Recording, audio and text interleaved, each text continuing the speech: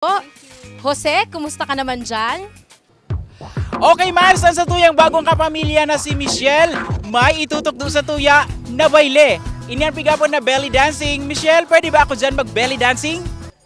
Tama ka nang gadyan, Jose. Saro sa mga kinahihiligan ko asin kang iba pang mga kababaihan ang belly dancing. Kaya ngunyan nga ning turuan kita ng mga basic dance steps and dance moves, makakaibat ang ngunyan ang The Gypsies Belly Dance at sinasaid ng artistic director na si Teacher Marisa Balaguer.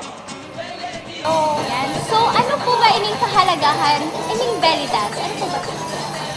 Well, actually, sa sarong babae, ang belly dance nakakataoning kagayonan, bako lang sa hawak, kundi you will feel good about yourself, nadidevelop ang confidence ng sarong tao, especially ang babae.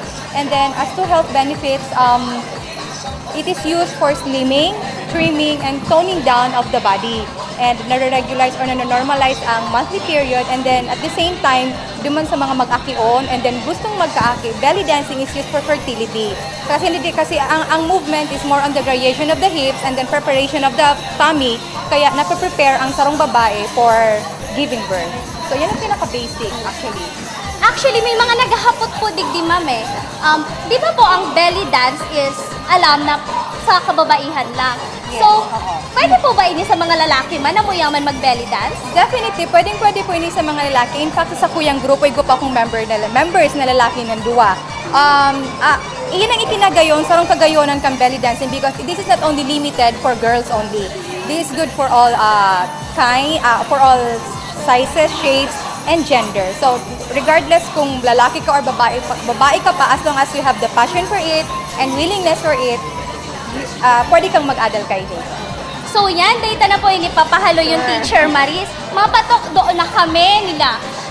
Miles, Lynn, and siyempre si Isla yung mapaho dyan. Mapaturo na po kami. Punta na. Sige, punta. Okay, I'll teach you the very basic step for belly dancing, which is the hip snap. Girls, you follow me. Single muna tayo ha, single. So it's like, parang may pigpupush ka sa imong gilid. So it's like, 1, 2, 3, 4, 5. Put some more force. Yan. And, okay, just go on. Okay, now bend your knees. Last famous step. Bend your knees. Shimmy. Keep the shimmy. Yeah, very good. And, okay, faster. Kaya yan. Faster. Shimmy. Relax yung shoulders, ha.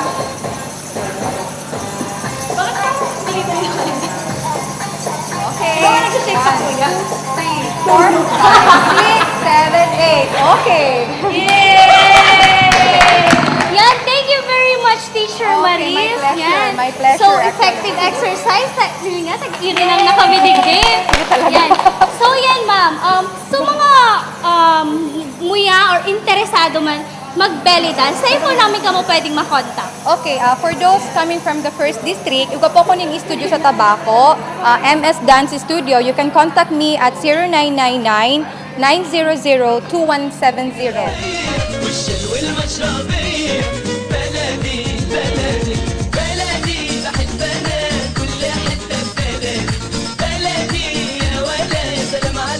Ayan mga kapamilya, natapos man giraray ang sa tuyang magayon adventure alaga. Di pa niya nagtatapos ang kaugmahan inhulit ang kadakol pang mga aktibidad ang dapat abangan sa sambulan na selebrasyon kan Magayon Festival at mga pasyaran sa Magayon na Albay. Pasalamatan muna ang Gobyerno Provincial kay Gov. Joey Salceda. Thank you very much, sir. Kay kinatawan Glenda Bongao sa Tourism Office kang Albay. Thank you. Sa Gypsies Belly Dancers, especially kay Ma'am Mariza, thank you. And sa Magayon Dancers! Ayan! Sa said ng advisor and choreographer, Ma'am Karina Sales, salamat po sa saido. Asin salamat man sa inyong kapamilya sa pagsabay nindo digdiyo sa Samuya, sa Albay, katakod kang Magayon Festival. Abangan man giraray kami sa aga, parehong oras. Sabay-sabay tan sa bato na naldaw na panunin positibong pagtubod sa paagi ng pagbatinin. Maray na aga, kapamilya! Happy Magayon Festival! Magayon, let's party all night. Magayon, and in the morning light, a beautiful face in a special place. A wave, a smile, a friendly kiss, and then